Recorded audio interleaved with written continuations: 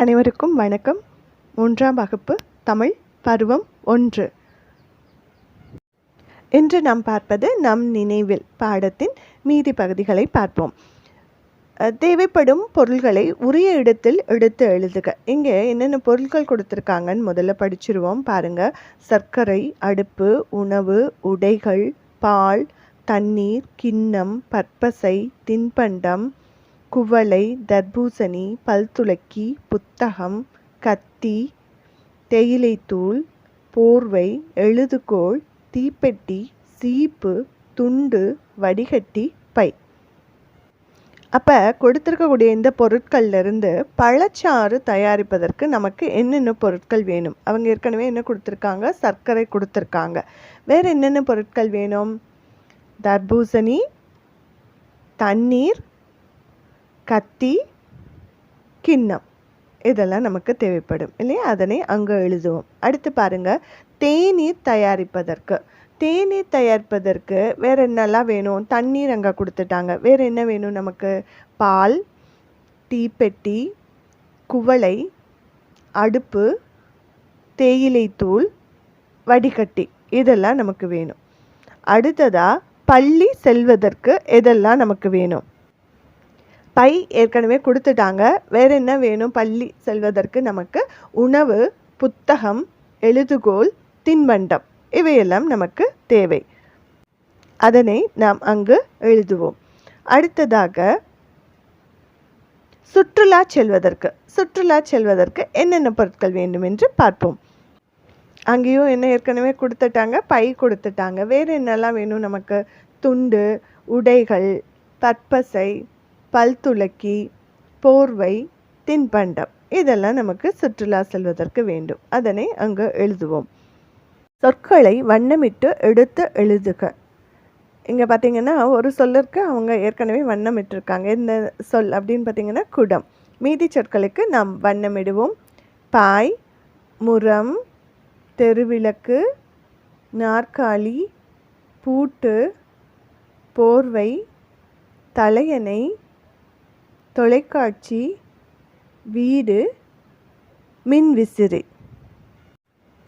வண்ணமிட்ட சொற்களை ஒவ்வொன்றாக இங்கு எடுத்து எழுதுவோம். பாய், குடம், போர்வை, தலையணை, முறம், நாற்காலி, கதவு, தொலைக்காட்சி, தெருவிளக்கு, பூட்டு, மின்விசிறி, வீடு. அடுத்தது பாருங்க. தொடருக்கு ஏற்ப சொல்லை மாற்றி எழுதுக. உதாரணத்திற்கு என்ன கொடுத்துருக்காங்க? செடியில் ஈக்கள் பூத்தன. அப்போ அந்த ஈ எடுத்துட்டு பூ மாற்றணுன்னா செடியில் பூக்கள் பூத்தன அப்படின்னு வரும். அடுத்ததா நான் செங்கல் உண்டேன் அப்படின்னு இருக்குது. எடுத்துட்டு என்ன போடலாம்? போட்டோம்னா என்ன ஆயிரும்? பொங்கல் ஆயிரும். அப்போ என்ன எழுதலாம்? நான் பொங்கல் உண்டேன். அடுத்து பாருங்க. என் வட்டம் பறந்தது. வாவை மாற்றுவோமா? என்னவா மாற்றலாம்? பா. என் பட்டம் பறந்தது. ஆற்றில் தேன் துள்ளியது. ஆற்றில் என்ன துள்ளும்? மீன். ஆற்றில் மீன் துள்ளியது. அடுத்தது தாழை இலையில் சாப்பிட்டேன். நம்ம எந்த இலையில் சாப்பிடுவோம்? வாழை இலையில் சாப்பிட்டேன். அடுத்து பாருங்க. தொடர் அமைத்து எழுதுக. நண்பர்கள் வந்து விளையாடினர். அடுத்த படம் பாருங்க. யானை இருக்கிறது, கரும்பு இருக்கிறது. என்ன தொடர் எழுதலாம்? யானை கரும்பு தின்கிறது. அடுத்து அணில் மரம் இருக்கிறது. இப்போ என்ன எழுதலாம்? அணில் மரத்தில் ஏறுகிறது. அடுத்து இருக்கிற படத்தை பாருங்க. சிறுமி இருக்கிறாள், ஊஞ்சல் இருக்கிறது. என்ன எழுதலாம்? சிறுமி ஊஞ்சல் ஆடுகிறாள். அடுத்ததாக நிரப்புக கொடுத்துருக்காங்க. படங்கள் கொடுத்துருக்காங்க. அந்த படங்களை பார்த்து சரியான சொற்களை அங்கு நிரப்புவோம். வானத்தில் டாஸ் பறக்கின்றன. என்ன பறக்கின்றனங்க? பறவைகள். வானத்தில் பறவைகள் பறக்கின்றன. அடுத்து பாருங்க. தேன் கூட்டில் இருந்து தேனீக்கள் செல்கின்றன. அடுத்து பாருங்க. புல்தரையில் எது நடந்து வருகிறது? கன்றுக்குட்டி. புல்தரையில் கன்றுக்குட்டி நடந்து வருகிறது. அடுத்ததாக பூவில் வண்டு அமர்ந்துள்ளது. சரியாக எழுதுவோம். அடுத்து அடிக்கடி வாங்க. இங்கே இருக்கக்கூடிய படங்களை பார்ப்போம். அவங்க என்னெல்லாம் பேசிக்கிறாங்கங்கிறது கவனிப்போம். பாருங்க, கதிரின் பாட்டி தாத்தா உறவினர்களை அழைத்தனர்.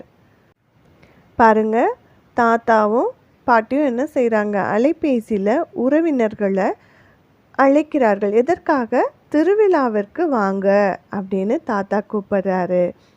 அடுத்து பாட்டி என்னன்னு சொல்லி கூப்பிடுறாங்க, அனைவரையும் பார்க்கலாம் வாங்க அப்படின்னு சொல்கிறாங்க. அப்போ யாரெல்லாம் வர்றாங்க அப்படின்னு பாருங்க. கதிர் யார் வீட்டுக்கு வந்திருக்கிறதா அப்பா கிட்ட சொல்கிறான்னு பாருங்க. சித்தப்பா சித்தி வந்து விட்டார்கள் அப்பா அப்படின்னு கூப்பிடுறான். அப்போ சித்தப்பா அப்படிங்கும்போது அவர் யாராக இருப்பார்? கதிரோடைய அப்பாவினுடைய தம்பியை தானே அவன் சித்தப்பான்னு சொல்லுவான் இல்லையா? உடனே கதிரோட அப்பா வந்து எப்படி வரவேற்கிறார்? வா தம்பி, வா கவிதா அப்படின்னு சொல்லி வரவேற்கிறார். அடுத்து கதிரோட பாட்டி கதிரோட அம்மாட்ட என்னன்னு கேட்குறாங்க, உனது அக்கா வந்தாரே எங்கே அப்படின்னு கேட்குறாங்க. அதுக்கு அவங்க என்ன சொல்கிறாங்க, தெரியவில்லையே அப்படின்னு சொல்கிறாங்க. உடனே கதிர் சொல்கிறான் பாருங்க, பெரியம்மா தோட்டத்தில் தான் இருக்கிறார் அம்மா அப்படின்னு சொல்கிறான். அப்போ கதிரோட அம்மாவினுடைய அக்கா கதிருக்கு என்ன உறவு முறையாகிறது? பெரியம்மா. அப்பா அம்மா வாங்க அப்படின்னு கதிரோடைய அம்மா அவங்க அம்மா அப்பாவை வரவேற்கிறாங்க. அதே போல் கதிரோடைய தாத்தா பாட்டியும் வாங்க வணக்கம் அப்படின்னு இந்த தாத்தா பாட்டியை வரவேற்கிறாங்க. அவங்களும் என்ன சொல்கிறாங்க, வணக்கம் அப்படின்னு சொல்கிறாங்க. அண்ணா, இதை உங்களுக்காக வாங்கி வந்தேன். உடனே இவர் என்ன சொல்கிறாரு, மலர் மிக்க மகிழ்ச்சி அப்படின்னு சொல்கிறார். அப்போ கதிரோடைய அப்பாவின் தங்கை கதிருக்கு என்ன உறவாகிறது? அத்தை. உடனே கதிர் என்ன சொல்கிறான் பாருங்க, நன்றி அத்தை, அப்பாவுக்கும் பரிசா அப்படின்னு கேட்குறான். நன்றாக சாப்பிடுங்க அப்படின்னு கதிரோட அம்மா எல்லாத்தையும் நல்லா சாப்பிடுங்க அப்படின்னு சொல்கிறாங்க.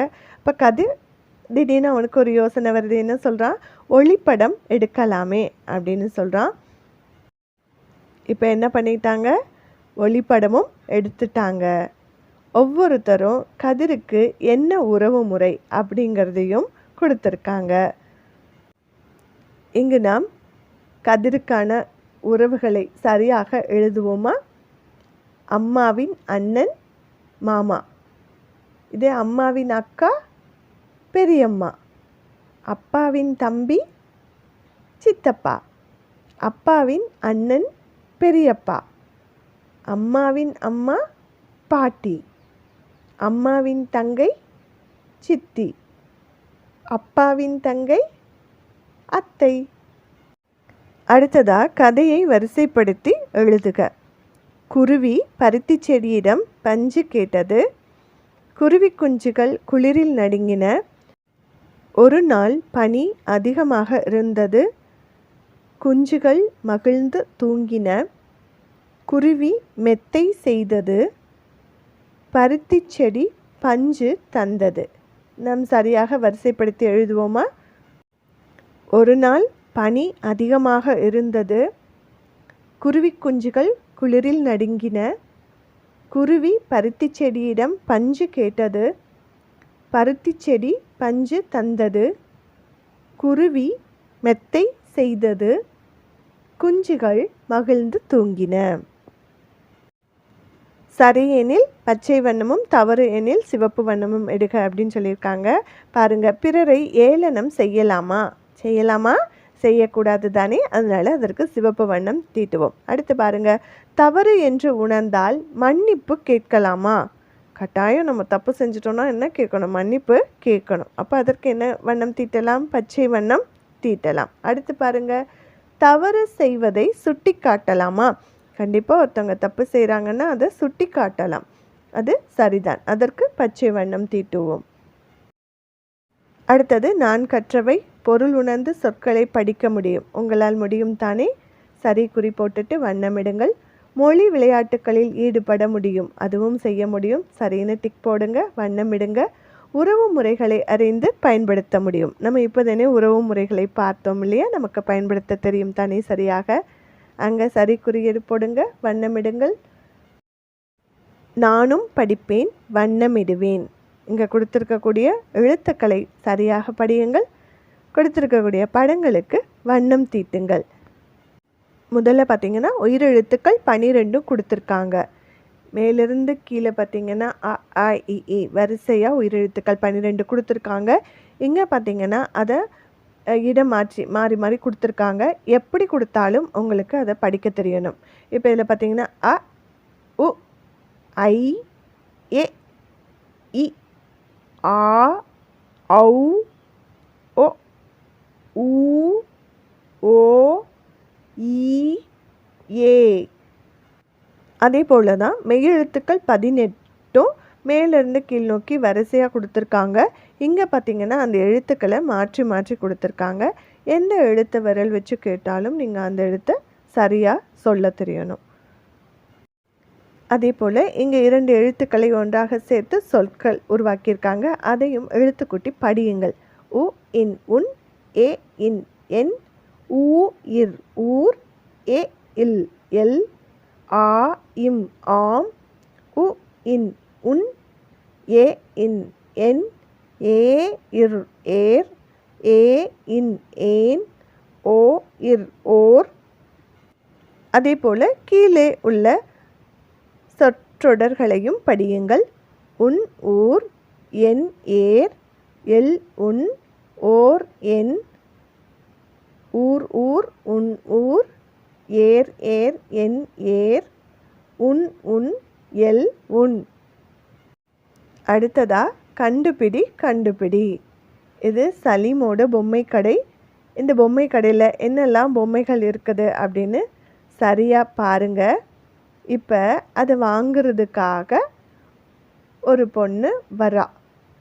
சிறுமி வாங்கி சென்ற பொருள் எது? அப்போ ஏற்கனவே பார்த்த பொம்மை கடையில் இருந்த ஒரு பொருள் இங்கே இருக்காது. அதை சரியாக பார்த்து வட்டமிடுவோம். அடுத்தது பாருங்க, பூங்காவில் இல்லாத நாய்க்குட்டி எது? வட்டமிடுக.